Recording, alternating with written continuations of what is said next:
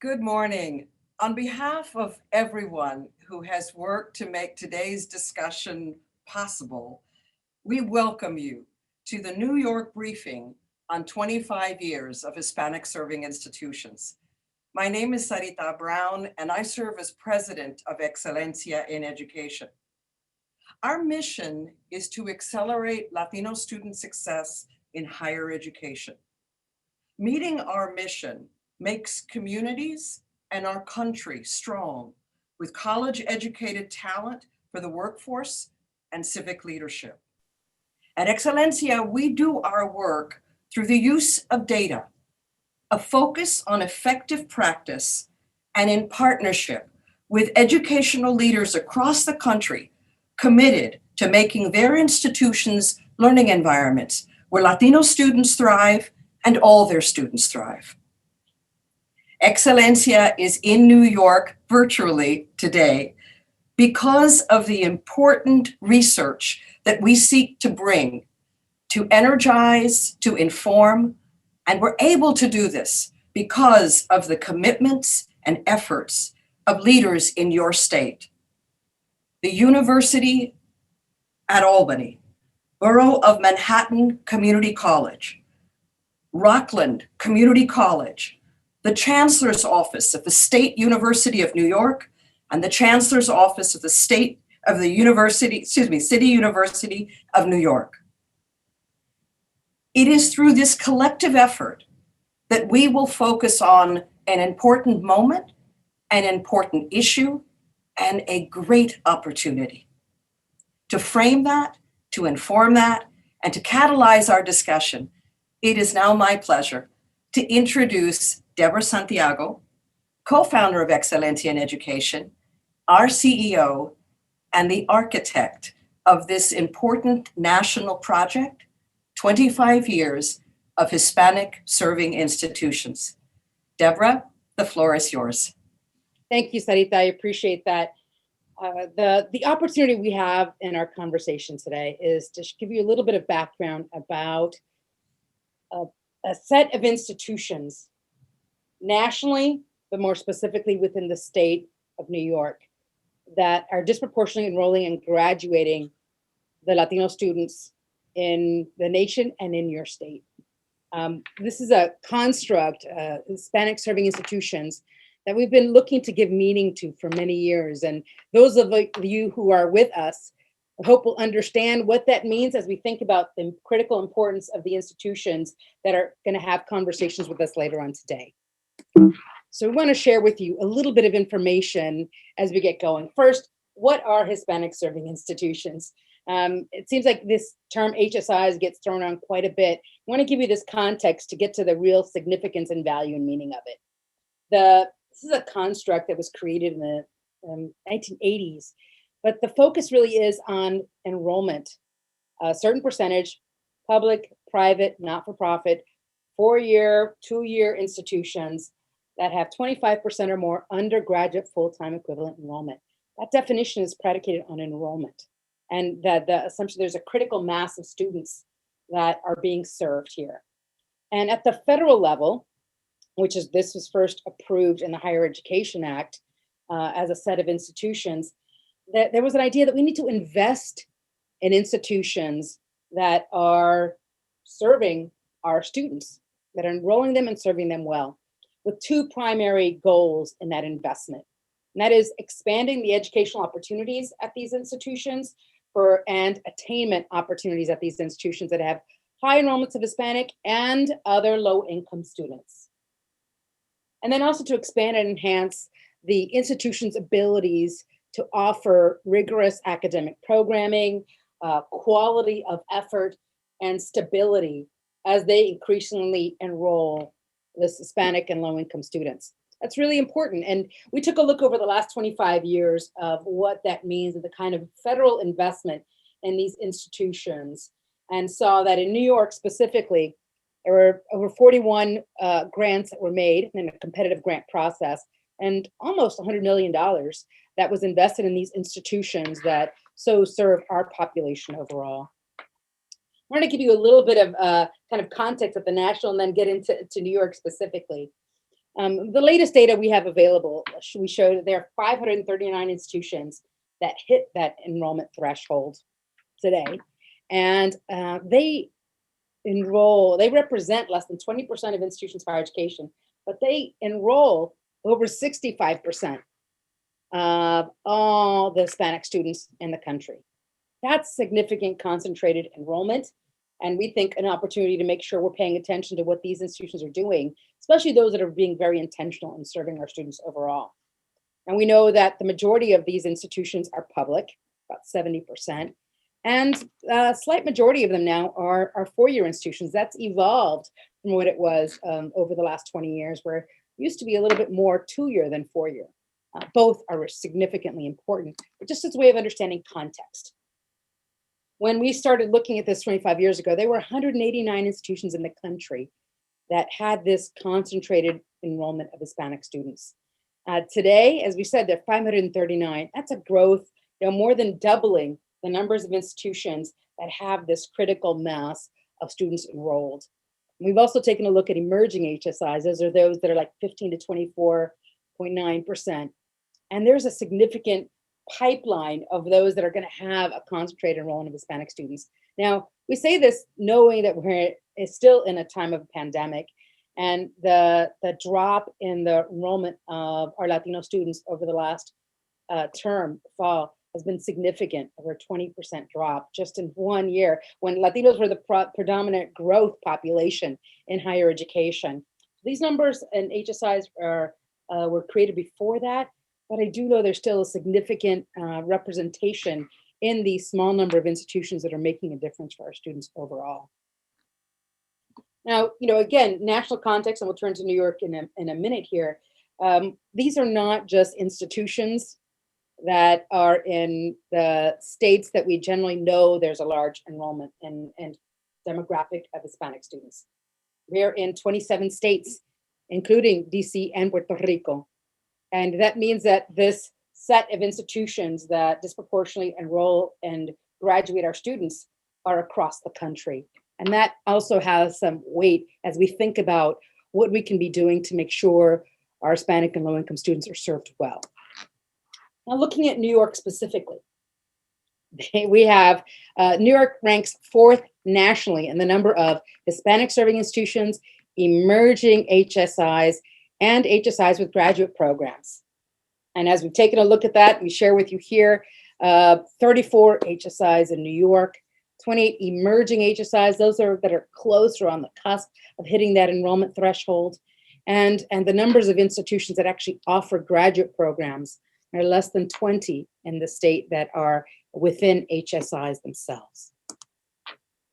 Looking at kind of the parallel of information about HSIs in New York State. As we mentioned, there are 34 of the institutions in New York are HSIs so far. It means they represent less than 15% of institutions in the state and enroll over half of all the Latino undergraduates in the state of New York. And we looked at their completion data, and over about the same amount, 55% of Latino students who get associate or bachelor degrees get them at HSIs.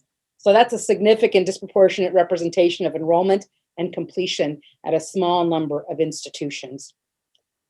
In New York, it's also very interesting. We saw that the majority of them, and I think this is actually inverted, my apologies that this is, as I look at this here, they are public and private and 4-year, more likely than 2-year. And actually, my apologies, these are actually private. That should have been inverted.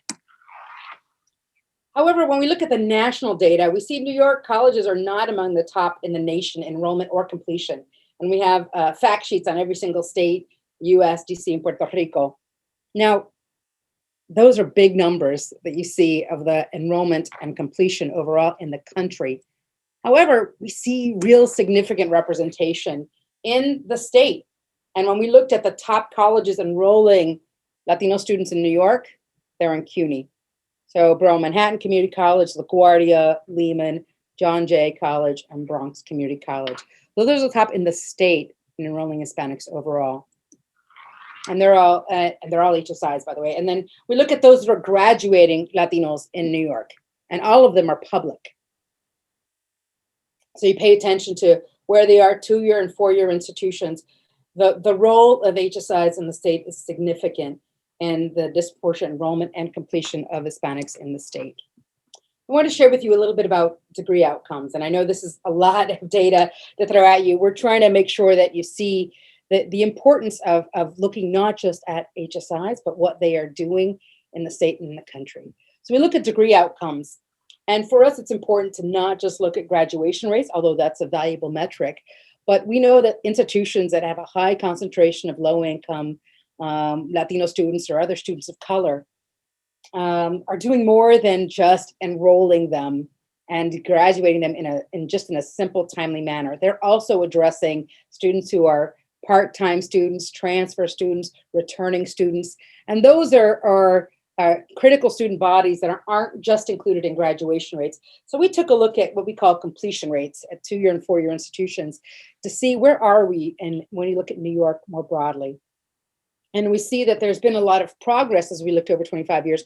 We still see an equity gap in attainment that provides real opportunity for effort and investment. Looking at 2-year institutions, we compare against where we see a norm of white students and see there's still a 10% difference between graduation rates. But then when we look at transfer rates between Hispanics and others, and those are no longer enrolled.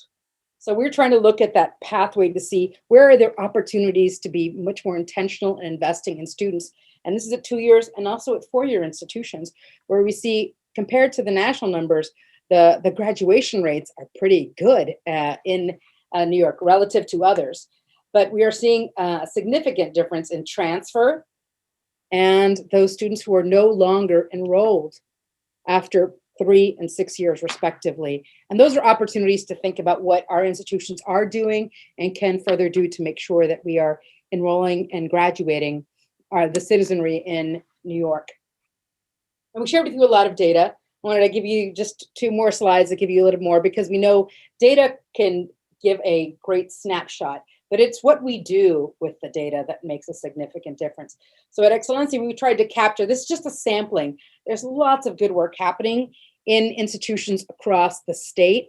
So we have something called Examples of Excellencia. We've been tracking for the last 16 years programs that have evidence of effectiveness. And what you see here is just a sampling from some of the institutions, the public colleges and universities, HSIs, and others that are making a significant difference for Latino students in New York specifically. We hope you'll take a look at this information and go to our website. There's a lot of action taking place. This is not just data are not passive in how we engage and our commitment to be intentional in serving our students. And in all of these practices, it's not that they only serve our Latino students, but amongst all they serve, they can see the Latino students are doing as well or sometimes better than others with critical services and support that we know they need to be successful. So what does this mean for us? As we shared with you earlier, there are 539 institutions that hit that critical enrollment threshold and another 350 some that are emerging. They're coming in the pipeline. And we know at Excellencia, we know with the leaders that we have here that enrollment is a necessary precursor, but not sufficient to say that we are meeting the college completion goals that we've made commitments to for every student who enrolls and everyone who's committed to investing in the opportunity we have in our state and in our nation. And so at Excellencia, we figured, what can we do as a small nonprofit, and said, we have to raise the standards and expectations of what it takes to intentionally serve our students, not by chance and not because of demography and geography, but because of intentionality and impact. And it's not whether it's 25% alone that's going to make an institution change and transform to more overtly serve these students amongst all. It really takes intentionality. And so at Excellencia, we said, let's create some way of thinking about data, practice, and leadership, elements we know are critical to institutional transformation and making sure that we address the structural inequities that existed before our tenure, but are now existing on our watch and the opportunity we have to make a difference in that space. So we share all of this with you, the data, sampling of practices, and a way of framing and thinking about HSIs and thinking, what does this mean in New York? And how can these data, these practices, leadership opportunities inform the action that needs to go forward as we think about what needs to go on in New York and the opportunities we have to make a difference. And with that, I'd like to just take that point of personal pleasure and respect we have for our colleague, President Avidan Rodriguez, who I'd love to introduce here, who will share some remarks with us about this and what it really means to be intentional in Latino student success while serving all students. President Avidan Rodriguez is the president of University of Albany. He is also a president for Latino Student Success, part of our network of those committed to being leading institutions where Latino students can thrive. He's been a partner with us for this effort, and he spent many years sharing and leading in his commitment for student success overall, including Latino students, and making sure that we're being intentional in our strategies and efforts. So with that, I'd like to hand it over to President Avidan Rodriguez.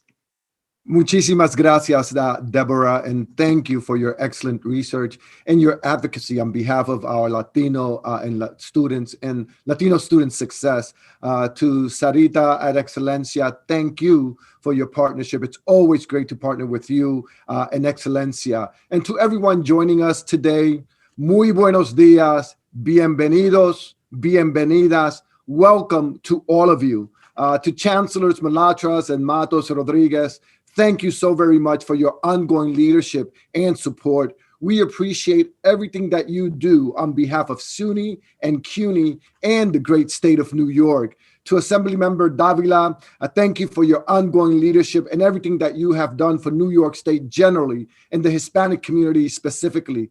I'm also delighted that Presidents Michael Baston from SUNY Rockland and Anthony Monroe from CUNY Borough of Manhattan Community College are joining us this morning. It is truly an honor for you, Albany, and for me personally to be able to host this event here at the University at Albany. I have had the very good fortune to be able to partner with Excelencia in education for quite a few years now. Excelencia has had a profound impact by accelerating the success of Hispanic and Latina students across the mainland United States and Puerto Rico. The secret to their success and the reason why their work is so impactful is a commitment to intentionality. It may sound obvious, but being intentional requires a mindset that is focused on a very specific goal, in this case, accelerating Latina and Latino student success.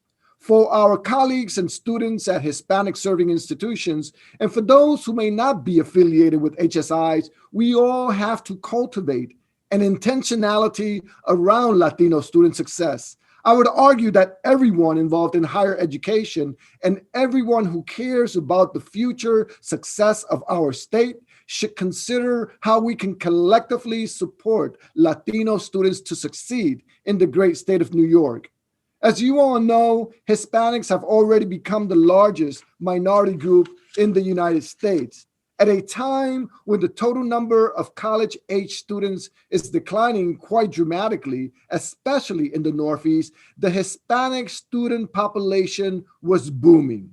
According to the National Center for Education Statistics, between 2000 and 2015, the number of Latino and Latina students graduating annually with an associate or bachelor's degree tripled during this time period. However, the ongoing pandemic has had a significant deleterious impact on college enrollment, especially for students of color, including Hispanic, Native American, and Black students relative to other racial and ethnic groups.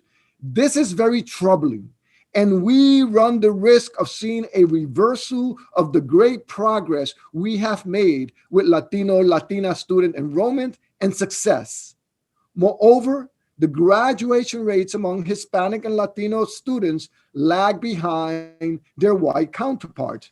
This is especially true at four-year institutions where the four-year graduation rate is 13.5% lower for Latino students, according to the U.S. Department of Education. And that is why our commitment, and that is where Excelencia's research and advocacy comes in, to help us understand the equity gaps and what strategies we could use to close them.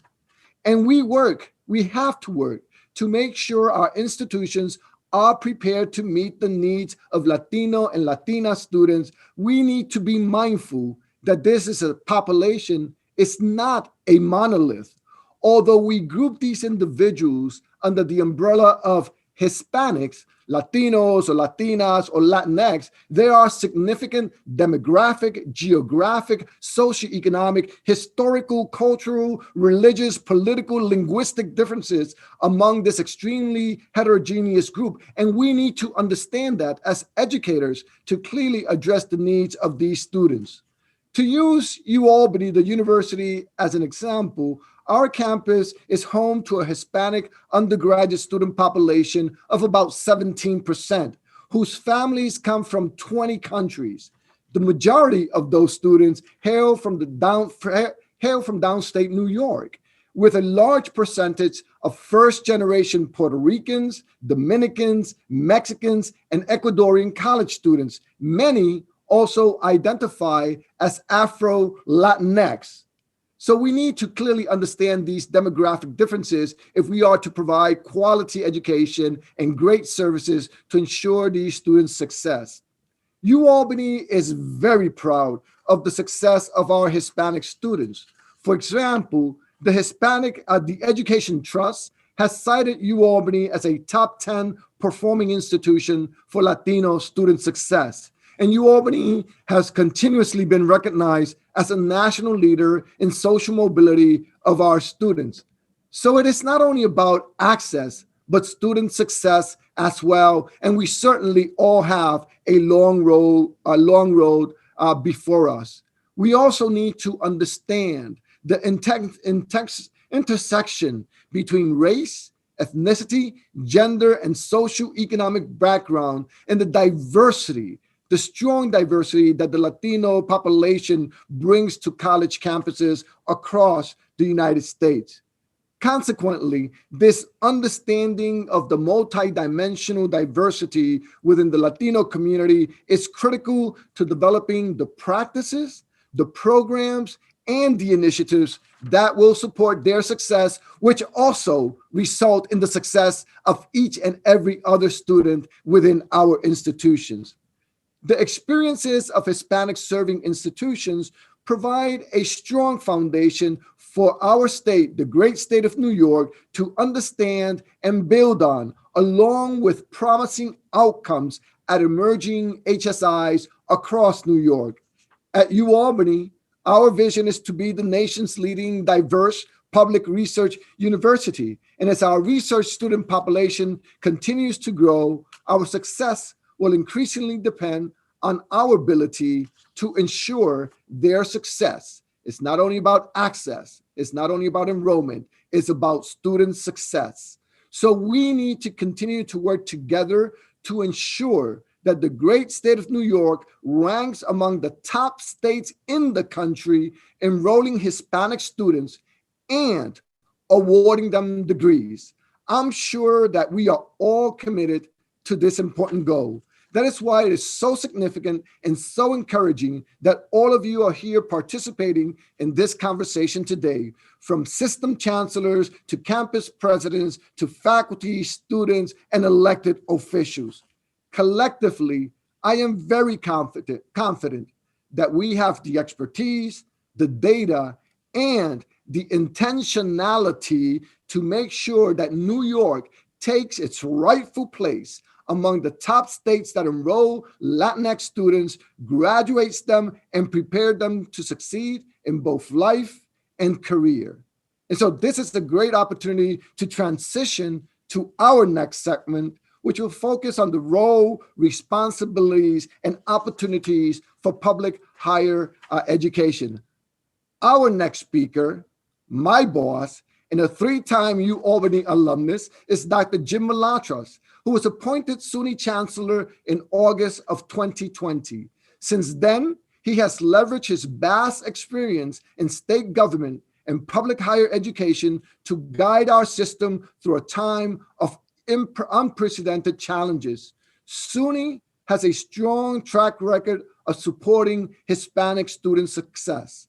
Chancellor Malatras, in his short period as chancellor, has shown his strong commitment to diversity, equity, and inclusion, not only through words, but through concrete action steps. He is also a very strong supporter of SUNY's Hispanic Leadership Institute. So we are delighted that he is able to join us today, and it is my great pleasure to introduce Chancellor Malatras. Thank you, President Rodriguez. Well, after you just spoke, I don't think I want to do this because I'm not going to be able to do it as well and as eloquently as you just provided us information. But thank you. Thank you to Excellencia. This is a phenomenal gathering. I think these are important gatherings that result in action. I like being sandwiched between my two favorite Rodriguezes, the chancellor, of course, of the great CUNY system and the University of Albany president. And I'm going to get to President Rodriguez in a second, as well as being joined by the assembly member. She has been steadfast in her support. And frankly, the strong support of the state of New York, particularly the legislature, the Senate, and the assembly majorities who have been stalwarts on many of the programs that we value so highly that lead to success.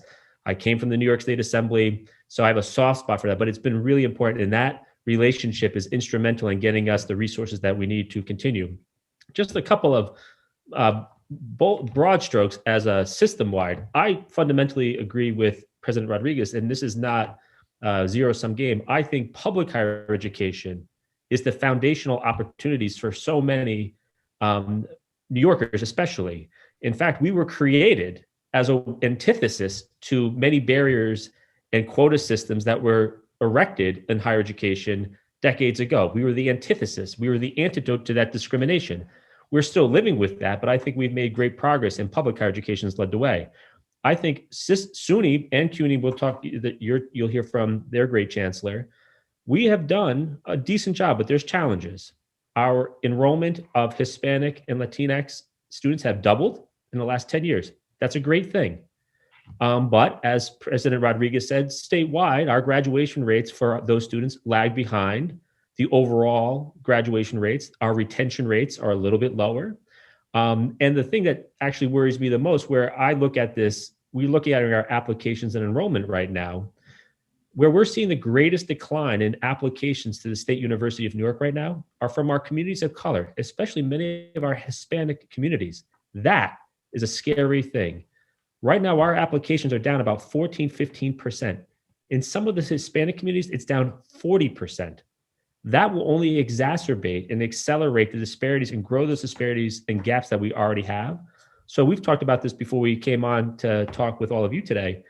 We have an enrollment challenge, but the enrollment challenge really is an equity challenge. And unless we solve the equity challenge, we're going to continue to have these issues. But I think what we're doing at SUNY, and I'm glad that we have so many of our presidents on, we have President Baston and others that have joined us today that I saw in the chat box. We have seen great growth. I'm glad that Deborah mentioned Suffolk Community College on the slide, for instance. Suffolk Community College is our largest community college in our system. 10 years ago, 13% of the students were Hispanic. Now, today, nearly a third of the students are Hispanic. So you're seeing great growth because we're providing those supports. As President Rodriguez said, as a system, we've banded together to focus really on core areas of breaking down barriers. And wherever you can break down barriers and target support to the students who need it the most, I think you're seeing great success. And I think that's what we're talking about here today. We announced a new program called SUNY for All, which is a sort of a giant umbrella thing, but we focused on a couple of areas. First, we are trying to target and help students wherever we can. This week, we announced that we were eliminating the application fee for low-income students. Of course, many of those students come from communities of color. That was one of the largest barriers just to access to higher education at all. $50 per school sounds sometimes to some of us like not very much, but to many students, that's an insurmountable thing. We have a waiver process, but the waiver process was so difficult to understand, they didn't even do it. We have only half of the students who are eligible for a waiver even taking the waiver. Just think about that. They're throwing away money that they don't have just to apply for the opportunity to go to one of our schools. Let's break down those barriers. Another area which has been impacting our students in a great way has been nutrition and food insecurity. That is one of the major drivers of people dropping out of school, of people not doing well in school. We don't have to go chapter and verse in all the studies. The hungrier you are, the worse you do in school. I think the state of New York took a big step forward, and we thank the legislature and the executive chamber and others for it. Eliminating the work requirement. Chancellor Rodriguez and I talked quite a bit about this in the fall. The 20-hour work requirement was a barrier between school and actually providing meals for their families. By allowing us to use our coursework, our students' coursework, as the 20-hour work week for SNAP, I think that's opened up opportunities. But now we're also at SUNY, we just announced that we're going to auto-enroll students in the SNAP program as well, because only a quarter of our students who are eligible were actually taking the benefit that they were deserved. We shouldn't choose between hunger and education. So let's eliminate that barrier. I think that's an important thing for many of the communities that we're talking about. And then I love that Deborah put up the opportunity program, especially UAlbany's opportunity program. UAlbany's opportunity program is one of the best in the nation. It is a model in the nation. I think the opportunity program in the state of New York is singularly one of the best things we've ever done as a matter of public policy. We've advocated for additional resources. Unfortunately, only a quarter of the students who apply can actually get into the program right now. We need to get more students into that program because we've demonstrated the students who go to that program, they are higher retention rates, higher success rates. And that's what President Rodriguez was talking about. How do you target resources to make students successful? So we want to expand that program. And I'm glad the Assembly members on, because they have been advocating for more resources, and everybody asking for more resources today. I'm going to send my note that we need more resources, but we're also targeting in key areas where there's great need. The medical profession is one of those areas. Because of the pandemic, you've seen a desire for more people to want to give back. And you actually see the need for more nurses, more doctors, more general healthcare professionals across the board. We just created this week the medical EOP program in the State University of New York, which we're really excited about. It's only a pilot program. It only applies to a couple of dozen students right now, but that's to us something we want to blow out big in a big, meaningful way, because I think that's another program that can get many students who wouldn't even think that they had the opportunity to go to medical school, the chance to go to medical school and have the supports, because they often are first-generation students. They don't have the typical supports that many other folks have. So I think that's really important. The final piece that I think we have to work on, and President Rodriguez should be applauded for this because he has really led the way on this. The Hispanic Leadership Institute is probably one of the most important things ever created at the State University of New York system. While our number of our Hispanic and Latinx students have grown considerably, our faculty hasn't kept pace. Right now, like I mentioned, about 14% of all of our students are Hispanic, but only 3% of all of our faculty are Hispanic. It's grown over the last couple of years because of President Rodriguez's work, but we do have to reflect the great diversity of our student body through our faculty, because unless you do that, I think we're going to still have perpetual challenges among our student body to be successful in their college career, because they want to understand that people from their communities are also educating them. And the final piece, which gets to President Rodriguez's piece, is core curriculum. We're announcing today, which is exciting for me, to the Board of Trustees, my bosses, our Diversity, Equity, Inclusion Action Plan. And I think we're relying on action, because too often we talk about diversity, equity, inclusion, these issues, and we write reports, and then we all talk about the reports, and then 5 years later we reconvene and say we really should do all those things we talked about 5 years ago. I think now is the time for action. I think if we don't address the action, we're going to perpetuate the inequities. If we perpetuate the inequities, we're going to see where we're going to go, especially in a current environment where 70% of all new jobs being created in the United States of America right now need some sort of post-secondary credentialing. So if we don't solve that equity challenge, we're just going to drive the wedge in the workforce even wider apart. But to get to the core, it also gets to core curriculum. And I think President Rodriguez was right. We're not a homogenous group, right? When you talk about Hispanic, Latinx, it's not a homogenous group. I think the Assembly Task Force was pushing for this, and I think it's the right one. You have to focus on core curriculum. We should be doing more on Dominican studies. That's one area where many of our schools are lagging behind, right? There are areas where you have to tailor understanding curriculum in diverse and inclusive ways in now, because the longer that takes too, I think our students will fall behind. So I thank you for allowing me to be part of this. I don't like having to go first before Chancellor Rodriguez, because he's better at this stuff than I am. So now I feel a little envious that I had to go after President Rodriguez, which is a terrible thing because he's so eloquent. And now I get to be shown up from my other favorite Rodriguez and Chancellor Matos Rodriguez.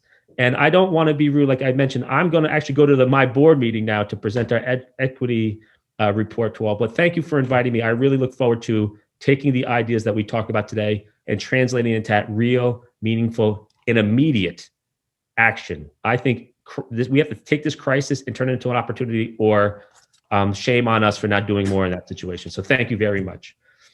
Thank you, Chancellor Malatras, and you did a fantastic job, and we appreciate your leadership and your vision for SUNY and everything that you have done and everything that you will continue to do. So thank you so much, Chancellor. And next up, I have the honor of introducing another Chancellor, Feliz Matos Rodriguez of the City University of New York, a longtime colleague and friend of over 3 decades. And so we've had our share of experiences. It's really fantastic to also have Chancellor Matos Rodriguez join us this morning. And Chancellor Matos Rodriguez took office of CUNY's Chancellor's office in May of 2019, becoming the first Latino educator to lead CUNY. Throughout his career, Chancellor Matos Rodriguez has been a dedicated champion of diversity, inclusion, and accessibility. His unique profile of serving as a president of a community college, a 4-year public college, and a large urban setting public system gives him very special perspectives on Latino and Latina student success, particularly given the number of HSIs within CUNY. Chancellor, mi querido amigo, muchísimas gracias for being here with us today. I'll pass the floor to you. Muchas gracias, Javidan. Dr. Rodriguez, thank you so much for that warm introduction, and thank you for being, as always, an incredible convener and an inspirational leader to your community in UAlbany, to the system in SUNY, but to the entire higher ed community in the state of New York, and particularly to the Latinos. You're a phenomenal role model, and your leadership and your friendship is something that I treasure. So thanks also to Excelencia for bringing us together, presenting this report and using the platform of 25 years of incredible service and contributions to higher education and to Latinos in the country, and using that opportunity as a way to convene us and share some thoughts about the national picture, share some thoughts about what's happening in New York, and helping us chart a path to move forward to improve the way that we engage with our Latino students in our campuses. A big abrazo to Sarita Brown. I guess it's a going theme. Sarita is someone who I know since I was a graduate student. So her friendship has been a source of great comfort for me, and also her advocacy and her leadership is something that we have treasured for many years before she founded Excelencia and afterwards. And clearly, that wouldn't be possible without the great work of Deborah Santiago, who is a phenomenal researcher, a data geek, a great partner, a colleague, and the kind of thought partner that you all want. Someone who's committed, will tell you when you're doing good things, but it also will tell you when things can be improved, and we'll go out and find examples of programs that can help you correct the things that you need to improve. Best of luck to my fellow Chancellor Malatras, a dear friend, and again, someone for whom I have great respect, an innovator, an action person, and someone that I've enjoyed working with since he became Chancellor, and look forward to doing many, many more things together based on his great track record of innovation and work in public policy. A nuestra querida asambleísta, Brooklyn's in the house with Maritza Davila's here. So not that we want to be provincial, but thank you for your leadership and done great work in the assembly, great work leading Somos. So we're much better thanks to your advocacy and your support. And to everybody here, to all the CUNY and SUNY presidents who are here, particularly to one of our newest presidents in the system, but someone with an incredible track record of leadership, particularly in the community college system, Anthony Monroe, the new president of BMCC. We're delighted that he is representing us and he's ready to go toe-to-toe, mat-to-mat with former CUNY leader and now SUNY Rockland great president Michael Baston. So I got my money on a draw. Javier mentioned and Deborah mentioned intentionality. Let me begin with a story. Fortunate to have been in the CUNY system for over 20 years. I began as a faculty member, very proud of that trajectory, and actually came to lead the Center for Puerto Rican Studies, which was an investment that the City University of New York did early on Puerto Ricans and the Latino community. But when I was president of Queens College, I was surprised. I got there and we had way past 25% Latino enrollment. You see in the data, it's about 29. And nobody had bothered to ask for the HSI designation, right? Talk about lack of intentionality, right? So we found that out. We went out, we got the designation, we got a task force together to look at how we were servicing Latino students at Queens. One of the things we found out that there were huge gaps in the number of Latinos and Latinas who were going and not going into STEM-related fields, which is a national issue, right? So then we applied to an HSI specific grant, an HSI STEM grant, right? And it was a grant to work with one of the parties of the system, another HSI, Queensborough Community College, redoing the entire curriculum for the entry-level courses in the natural sciences so that the biggest transfer school to Queens College, Queensborough, would have easier transfer with courses that have faculty working together in the two systems, right? So we took something that we learned from what we will help the Latino community at Queens and that data.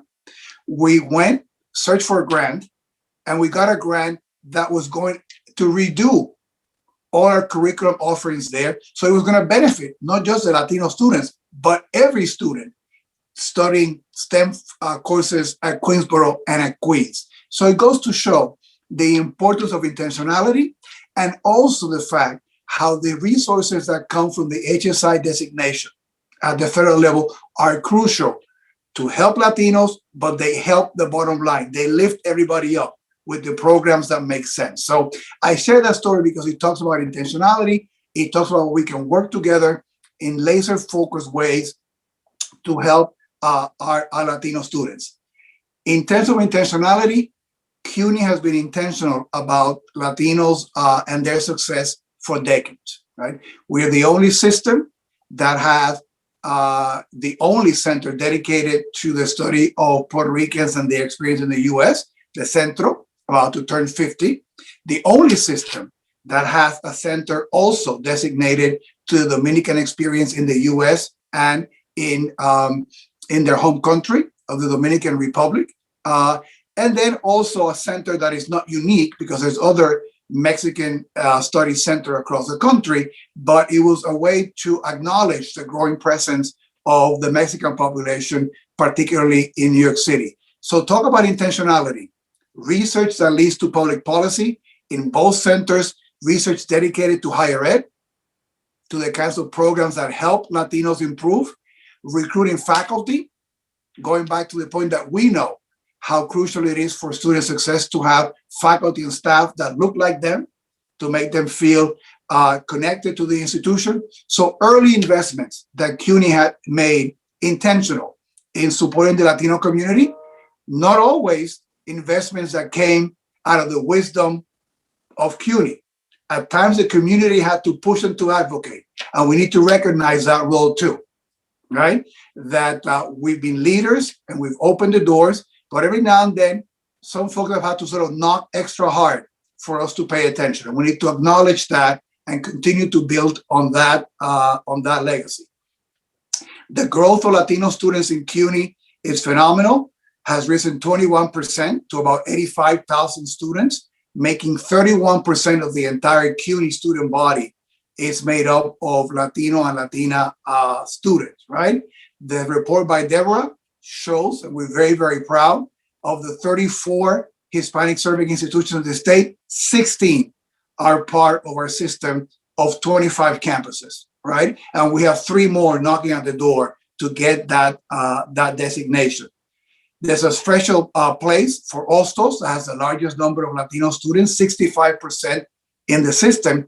And it's a story of the Latino community coming together, fighting for additional space in higher education in a community that didn't have access, and creating an institution that has served Latino well, but has served the entire Bronx and the entire city. It goes to show what we can do when we put our hands together with intentionality to build great programs and great institutions. 7 of our CUNY schools have at least 45% of the student enrollment classified as Hispanic. And BMCC is one of the leaders with President Monroe here. Lehman, Bronx Community, Gutman, they all over 60% Hispanic. We're delighted that some of the programs that we have were highlighted in the Excelencia report. We want to do more, and we're challenged by the findings on equity and other things that we need to continue to improve, and particularly now in light of the enrollment effect that we're seeing the pandemic have, particularly in New York City, which has been in some ways sort of doubly impacted by the pandemic. So we are committed. I am honored that I have great also leadership in the presidents. President Daisy Coco de Filippis, the first Dominican American woman to be president of CUNY School over at Hostos. Doris Intron, who's the interim president at Gutman. Fernando Delgado, who's going to be the next president coming to Lehman, beginning in the summer. Also very proud to have the 2 top executive leaders in the system also be Latinos. Jose Luis Cruz, who's now going to the University of Northern Arizona, and we wish him well on that endeavor. But also our Chief Operating Officer Hector Batista. So we have aspired and we have built a team at CUNY that represents not just Latinos, but also breaking barriers for all other groups. And I'm very, very proud of the very diverse central office team and the great diversity that I have among my college presidents, and the expectation that modeling will continue on the campuses, right? That they will take that and they will work with their faculty and staff to, again, have a body in our campuses that reflects the students that we serve. When we compare our numbers to the national numbers, we compare very favorably, right? But we're in New York City, and the bar is higher for us in terms of what we need to do and what we need to accomplish. And with the great research and advocacy of institutions like Excelencia, like HACU, the Hispanic Association of Colleges and Universities, I am honored to serve in that board. I have served in the past as the board chair. Supporting those organizations also nationally is going to be important. I want to make a particular pledge for investments that come directly to support this work, this research, this intentionality. We need the philanthropic sector to provide those resources. We need the federal government to provide those resources, right? So that we can continue to have data that leads to action, data that leads to recognition, and leads to support. So I am always been a great partner of Excelencia. It's been a great journey. They have made me a better scholar, a better administrator, a better president, hopefully also a better chancellor. So I thank them. I thank all my colleagues who are part of this conversation. And let's use this 25 years to celebrate the many things that need to be celebrated, but to acknowledge the work that needs to be done ahead and to make a compromiso, a deep commitment to move forward in that direction. So again, Javidan, thank you so much for hosting us. And I'll end with this note, which is personal, but exemplifies what happens when you put resources and you invest them with intentionality on the Latino community. My first job was a program officer, Social Science Research Council, on a program funded by the Ford Foundation to help to support the next generation of Latino leaders, scholarship, and research on the country. I'm so proud that one of the first grants that we gave was to a young scholar back then, a sociologist by the name of Javidan Rodriguez, who was conducting pioneer research back then, right? That investment in the past, I'm not going to say that that investment led to the great success he has in his career, but it shows how important it is to invest in institutions, in individuals, and in programs. So the success that we see in someone that we're proud of and we embrace, like Javidan, is the success that every Latina student can have if we support them. So I end with that personal story, and I thank you all for the work and enjoy the rest of the conference. Thank you, Chancellor Matos Rodriguez. It's been many, many, many moons since then, but it's a pleasure to see that, and we're so honored that one of our fellow Boricuas is heading such an important system. So congratulations and thank you for all the excellent work that you do and that you will continue to do for this important system, for the state, and really for the country. Muchísimas gracias, mi amigo. Thank you so much. And now it's my pleasure to introduce someone who has had such a tremendous impact, positive impact in the state of New York generally, and for the Latino and Latina community specifically. Assemblywoman Maritza Davila was born in Puerto Rico and is a long-time community organizer in Brooklyn and has fought for change in the areas of housing, economic development, education, healthcare, and women's rights. She was elected in 2013 to represent the 53rd Assembly District. She also chairs the Assembly's Puerto Rican Hispanic Task Force that has done amazing work with SOMOS, with their leadership role in responding to the impacts of Hurricane Maria in Puerto Rico. And there she has been a strong advocate for Latino and Latina student success. And indeed, I would say is one of the founders and one of the greatest supporters of SUNY's Hispanic Leadership Institute. So Maritza, we are delighted that you have joined us today, and I'm going to pass the virtual podium to you. Muchísimas gracias, Maritza. Thank you, Hamadan. What a wonderful introduction. I am so excited, so psyched. I am so proud of all the work that all of you are doing. And I am one of your biggest cheerleaders. It's exciting to see a lot of Latinos just pushing for excellence. And I thank you all for that. So you are aware I am the Assemblywoman. I represent the 53rd District that encompasses Bushwick and Williamsburg. In addition, I am the chair of the Puerto Rican Hispanic Task Force. We work alongside Somos Inc.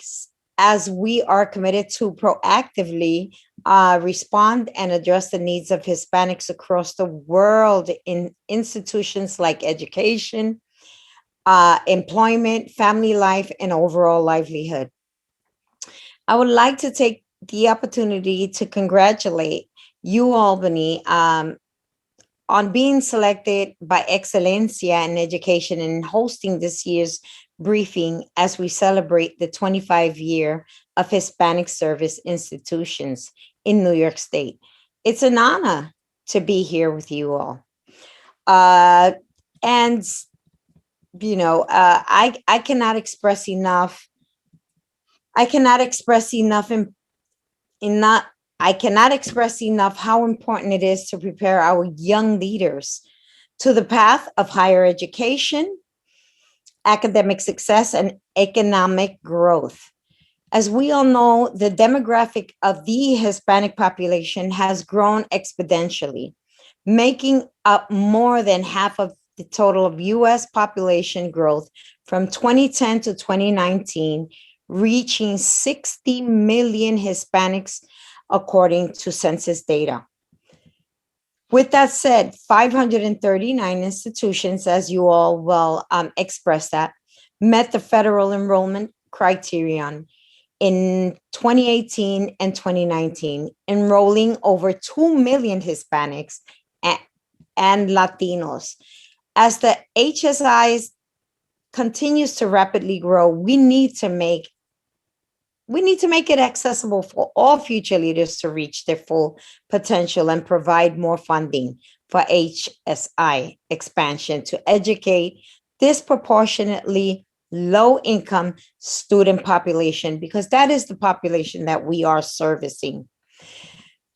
We need to encourage more Latinx to get involved educationally while staying connected to their roots.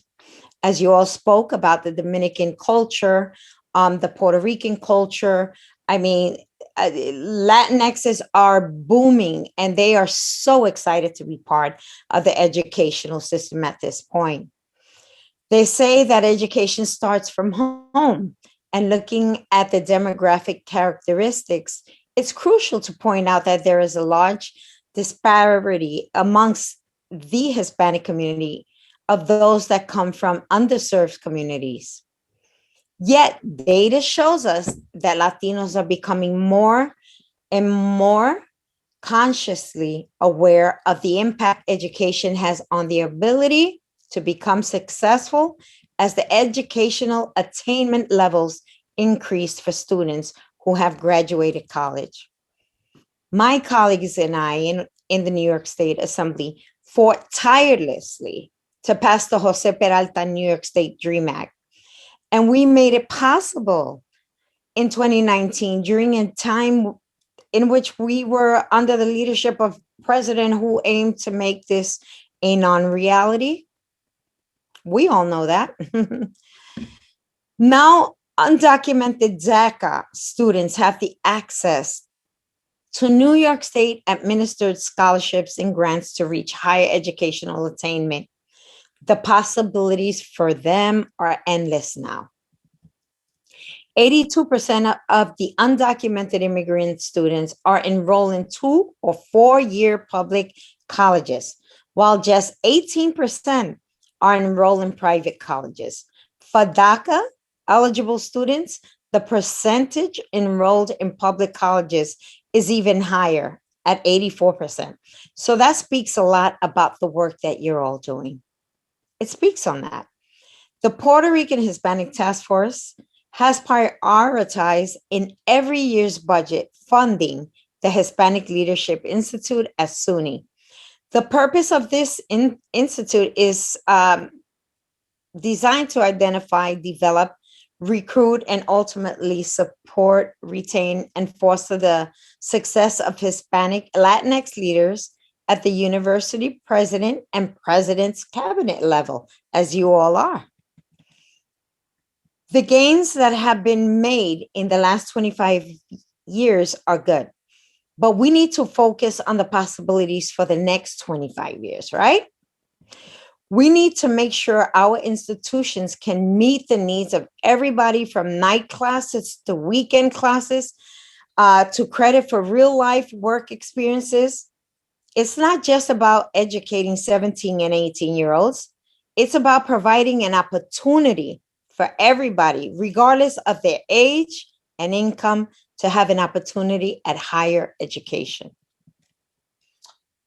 You know, in closing, I would like to end by saying that education is the foundation and the key to success. For all humanity, it allows us to unify and fight against inequalities that disrupt our ability to grow, prosper. We need to make sure every opportunity exists so that our community can produce the next Nobel Prize winner, cure cancer, or provide the opportunity to create the new U.S. Supreme Court justice. I can't tell you enough how enlightened I am and how proud I am of our Hispanic community and how it has not gone unnoticed on the task force level or on the state level. The numbers that I just gave you is a testament that we are growing very fast. We are one of the highest demographics, voting demographics in all of the United States of America. And that speaks to the chutzpah, and I have to say this, right? The Maritza Davila way, the cojones that we have to move forward, to push forward, to know that we have so much potential and that we must continue to provide the services, the funding, all of the opportunities possible so that these institutions, that your institutions continue to grow, so that our communities continue to grow, and that they get their fair chance. And I vow to do that as an assemblywoman. I vow to do that as the chair of the Puerto Rican Hispanic Task Force. I was appointed for another 2 years. I will tell both chancellors and Haridan, we need to work together. We need to come up with a concrete plan. After hearing you all speak so eloquently, different thoughts were popping up in my mind. I may just set up a working group within the task force to really push forward your agenda in terms of everyone mentioned a certain word, and I just blanked out for a minute, that really described precisely on the mission. The mission is to educate as many Latinos as possible, because we've been at the back burner for too many years. And I'll give you a short example. I'm a mother of 3, and because of all the adversities that I faced, raising my children and going through so many things in life, that I thought possibly I could never, I can never go to college, right? After working a full-time job, I decided, and raising my family, I decided to go to college, right? At a later age. I was a community organizer my entire life. That's where my passion is at. So my heart led me there, but I always knew that I needed that paper to be able to grow. And not only that, the knowledge. So once again, I want to thank you all from the bottom of my heart for allowing me to be part of such a great, push on a state level to be able to make our realities a possibility. So I am completely on board, and I thank you from the bottom of my heart. Thank you. Assembly Member Davila, thank you so much for your words and for your inspiration and for everything that you continue to do for the great state of New York. And I know I speak on behalf of the chancellors and the presidents here that we look forward to our continued collaborations to deal and focus on these particular initiatives with a focus on Latino and Latina student success. And with that, I want to pass it to my partner and friend, Sarita Brown, who will lead the next segment. Sarita? Thank you. And it is quite energizing to be in the company of leaders who are stating what they are publicly as a springboard for what it is that we're going to do. This is a moment like none of us has ever experienced. This is a time in our country, in communities, in our lives that few of us are prepared for. And as we assembled to have this conversation, we realized that it was important to raise up what it is that everyone is powering through. And so to do that, we have called this Rising to the Moment. What we would ask you now to look at is just a moment in the lives of the students who are on the campuses that have come together to bring this discussion, this event to New York. The students of University of Albany, Borough of Manhattan Community College, Rockland Community College, and how they are rising to the moment.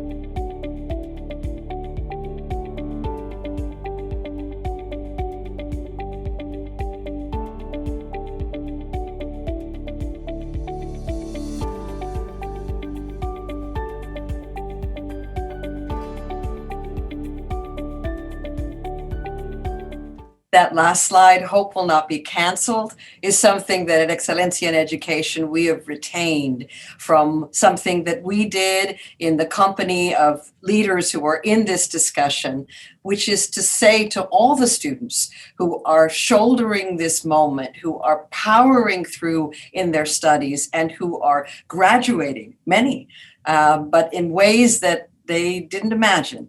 And quite frankly, in ways that they wish were different, and still they rise. With that, it is now my pleasure to call into this active conversation two presidents that we are honored at Excelencia in Education to call presidents for Latino student success. In the state of New York, they have other titles such as Anthony Monroe, president of Borough of Manhattan Community College, and Michael Baston, president of Rockland Community College. But for us, they are the champions of the community college spirit and sector as we think about everything that we've just spent the last hour talking about. This notion of Hispanic serving institutions, this idea of intentionality, and then this unique characteristic, which is your architecture. You were born of the community. You were created to serve the community. Let's talk about that. Let's talk about that because the data tells us, and it's already been said in this briefing, that what we are seeing is a gap from even 2 years ago to now. So I'm going to start with Michael. It's a tough one to begin with, but why do you think it's happening? And most importantly, what are you grabbing onto and building out to try to mitigate it? Certainly, I'm grateful to be with you today. And this is a very important time for all of us to be very thoughtful and reflective about what's happening. The fact is, many of our students are on the front lines in terms of dealing with COVID-19 or having a family member that has the virus. They are trying to manage maintaining their children or sick parents. They are trying to do the work that happens. Many of our students are the ones that are the workers, the ones that are working all of the frontline jobs, all of the things that ultimately are helping everyone else in the midst of the pandemic. So we wonder where they are. Well, some of them have had COVID. Some of them are trying to get over it, under it, around it, trying to do the meaningful work that keeps our country moving forward. And so we've got to be very intentional about how we support them and how we think about the systems and the structures to keep them engaged. And that may mean shorter term credentialed programs that will ultimately get them on a ladder to keep them connected with us. That means providing a multitude of support services, because what we need now is really a system of support to help students to navigate the complexities of home with food insecurity, of needing the technology, laptops and hotspots and those sorts of things. The telephonic counseling. Some of our folks will have mental health issues that are challenging, and they have to have access to a number of supports that will enable them to be successful and grow. So it is a difficult time. But it is a time that we are working diligently, all of us, to meet the needs of this once in a lifetime moment. President Monroe, in addition to everything that has just been said, yours is a campus that, at least for Excelencia, we think of as a piece of geography that has been profoundly hit. Yours is a campus that from 9/11 was still recovering. Yours is a campus in a place in the city of New York that has a whole set of characteristics. And yours is a presidency that began relatively recently. You became president last fall. So as you stepped into, actually last summer, as you stepped in the middle of a pandemic, what is it that you anchored, what your energy and your mission around as you go forward? Thank you very much, Dr. Brown, and to Excelencia for this tremendous opportunity. In response to your question, I think what resonates very, very clearly and profoundly for me here at BMCC is the deep and long-standing commitment to our students. This is truly a student-centered, student-focused community, and I emphasize community. And so when we talk about how we address the issues of our students, this is not foreign to us. We've been doing this for many, many years. BMCC is one of the largest community colleges in the state of New York. We have at least 40% of our students are Hispanic. We serve over 20,000 students. And so we have a tremendous opportunity. It's personal for us. And so when we look at the challenges that our students have experienced, which have always been there, the pandemic has just intensified and exposed, and in many cases accelerated the impact of the disparities, the equity issues and concerns. We have to double down. We have to become extremely intentional about what we do and why we're doing it. And we're doing it for the student and for their success. And if we want to lift up our economy, we have to lift up the individuals that call BMCC and CUNY their academic home.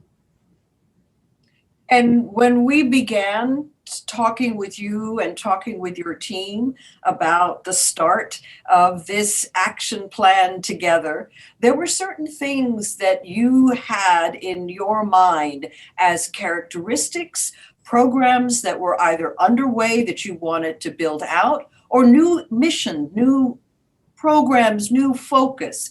Can you name a couple of those? And I'm giving a heads up to President Baston that we're going to do the same thing at Rockland. So President Monroe, what were those?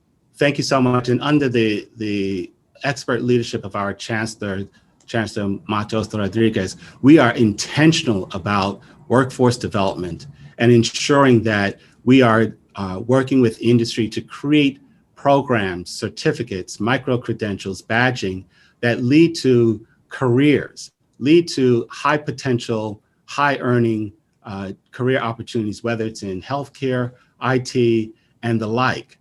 We're also intentional about going to the community, bringing our comprehensive wraparound services, our holistic approach services to the community. And that's why we are going to open CUNY in the Heights, a collaborative that will serve the Washington Heights and Inwood section of New York City, a collaborative where we are going to be working with community partners, employers, and especially the Borough of Manhattan Community College in partnership with Hostos and in partnership with Bronx Community College. And finally, we are pursuing the seal of Excelencia. And we thank you for working with us because we understand where our opportunities for improvement are. And that led to our being able to secure a Title V grant, which for us is called Conexiones. In that, we're going to use those funds, a $3 million grant, to enhance the existing services and create new innovative opportunities to better serve our Latin community. Thank you. Thank you.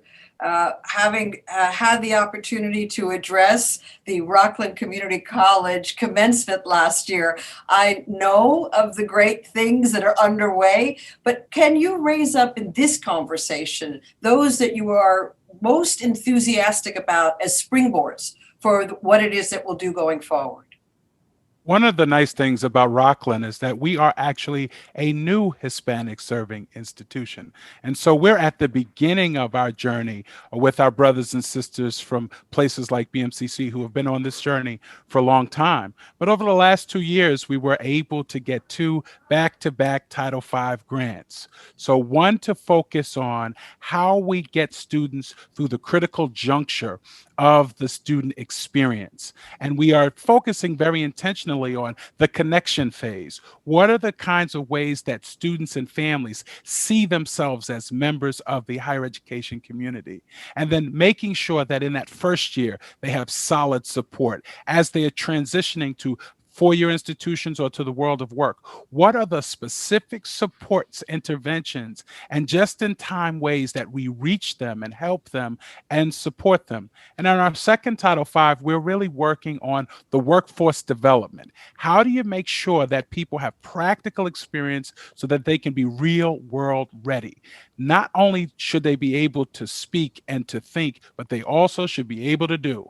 And they should be able to see themselves on a ladder to the highest levels of opportunity. These are things we are very intentional and passionate about, working with a multitude of stakeholders, because we believe that we can help this country grow and be better by making sure that all of our community has every opportunity beyond access. Access is one stop, but we've got to go with access and success.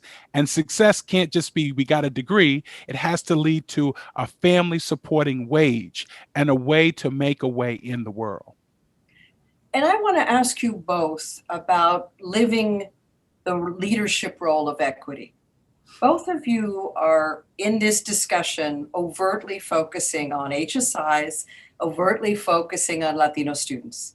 And each of you in the conversations that we've had together have talked about how when you learn to accelerate for any population, you then as an institutional leader have insight and bench strength to really advance for all. That can be said and sound very rhetorical. You live it. Could you just give us, from your own leadership choices, commentary about that? Michael? Oh, I'm happy to go first. No worries. I think that, first of all, you have to have a robust employee experience so that the people who you're serving see you in leadership roles. And so if you don't have people sitting at the table that reflect the diversity of the students that you serve, then you ultimately reify unchallenged narratives. And so we make, in my executive leadership team, it is diverse. My vice president of enrollment management, student affairs, happens to lead an extraordinary portfolio and is a very wonderful, proud Latinx person who is letting others know at this institution, we value inclusion and diversity, but you got to live it. You can't just talk it, what I call steps beyond statements. It's nice to make a lot of statements, but look at your hiring. Who are you hiring? Look at your brochures. Who's on the covers of your brochures? Are things only in English when you know that you are having a diverse community that's going to come to you? So what are the practical steps that you're doing? And even for your employees, in your employee experience, which is very important to me, what are our candidate pools like? And what are the mentoring opportunities for Latinx personnel? Let's see where they are in terms of the opportunities that happen in our institution. So you have to really, student success is not just the student experience, it has to also be the employee experience. And truly courageous and truly equity-minded, equity reform institutions take a look at the systems connected to the junctures of both the student experience, but also the employee experience. And we're doing that in very intentional ways in our Steps Beyond Statement program. Thank you. I would support that, and also our chancellor mentioned our commitment to diversity. We also have taken some very bold and intentional steps in that regard. We've elevated our Center for Ethnic Studies, and it is now a Department of Ethnic and Race Studies.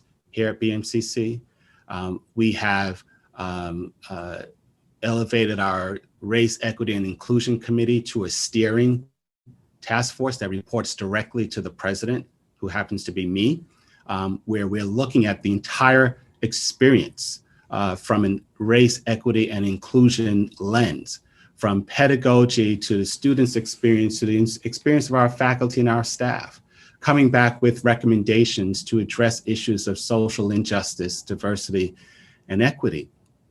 We've also, since I began here at BMCC, been on a weekly basis meeting with a rapid response enrollment management task force, which is looking at the issues of retention and persistence and completion, disaggregating the data so we understand from a very personal level, not from a statistical level, although that's important, but from a very personal level, what are the issues and challenges which are in the way of students persisting and completing and getting a credential and moving on. You're looking at someone who spent 14 years to finish an undergraduate degree. Life happens. We need to understand what that is and move beyond the statistic and get into what is happening with the individuals and their families so that we can better align our resources to support them on their academic journey. I thank you both so much for this discussion, these perspectives, and in the spirit of everything that this conversation has included, in your leadership to link everything that is rooted in your campus to your community and to the broader issue of the role of higher education. Yes. With that, I returned to our wonderful partner, the co-host of this important discussion, Avidan Rodriguez. Thank you, Sarita, and thank you to Presidents Baston and Monroe. That was truly a great discussion, and so thank you so very much for all the great work that you are doing at your respective institutions. Again, thank you, Sarita, and thank you for your leadership and Excelencia's leadership in your tireless advocacy on behalf of Latina and Latino students here in New York and across the nation. This has really been an outstanding gathering, thanks to Excelencia's vision and focus on the opportunity to look back 25 years of Hispanic serving institutions and what this experience has been like for our state. But more importantly, where do we go from here? And I am truly optimistic about our future. Why? Because when we hear the leadership, Excelencia's leadership, we hear from President Baston and President Monroe, we hear about the great work that our chancellors and SUNY and CUNY have been doing and the promise of greater work moving forward. I am truly optimistic about the future. There's no question we have a lot of work before us, but I strongly believe that the best is yet to come, but we have to rise to meet the moment. Clearly, we need to continue as a state to move up the pipeline in terms of the number of Latinos and Latinas enrolled in institutions of higher education in New York State, as well as the degrees awarded to these Hispanics. But as President Baston said, to ensure that we are educating engaged global citizens that are contributing to their communities, to their families, to our state, the nation, and the world. This is the challenge, but it is also the opportunity before us. But the word of the day is intentionality. And I think this is what we've been discussing throughout our different conversations and presentations, the need to be intentional. And like I said before, with partners and collaborators like the leaders and participants here today, I am absolutely confident that we will be able to make great strides in the coming years in terms of the success of the Hispanic and Latinx population here in the great state of New York. I want to conclude by thanking my UAlbany team for their very hard work to make this event possible, especially Alfredo Medina, Christy Croyle, Scott Friedman, the Office of Communications and Marketing, and the Office of University Events. And of course, this would not be possible without Excelencia. So Sarita, Deborah, all the colleagues in Excelencia, thank you so much for your leadership. And to our community out there, thank you for joining us today. And on behalf of UAlbany, we ask you to please stay safe, stay healthy, and stay engaged. Sarita, back to you. Thank you. Very, very much. We are thrilled at what has just occurred. We've all participated in an authentic convergence, a common cause. We are here because this is what we do independently, because of this opportunity, because of Deborah Santiago's singular bench strength when it comes to looking at legislation, a promise of what could happen, tracking the creation of Hispanic serving institutions, being responsible long before we launched Excelencia in Education as a data source on a personal and professional level, and then from the founding of Excelencia in 2004, we have brought this to the field. It is important to be informed, but as we've said, data is a staid and static, important thing. It lives, it has power because of its use.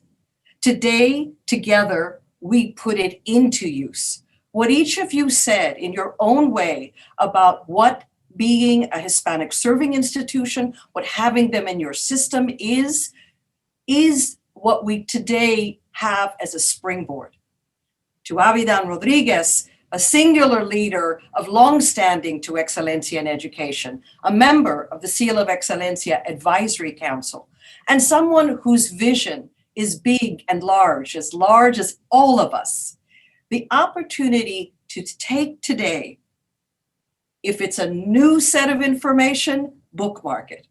If it's very familiar, dig deeper. But most important, this is not something to walk away from. This is an opportunity, to use your word, Avidan. This is an opportunity for all of us to lean into. The only question is how much, how fast, but not if. A country's most precious resource is its human resource. We are the caretakers of the educational enterprise. We are the ones who make real and true serving all. It is an honor to be in your company.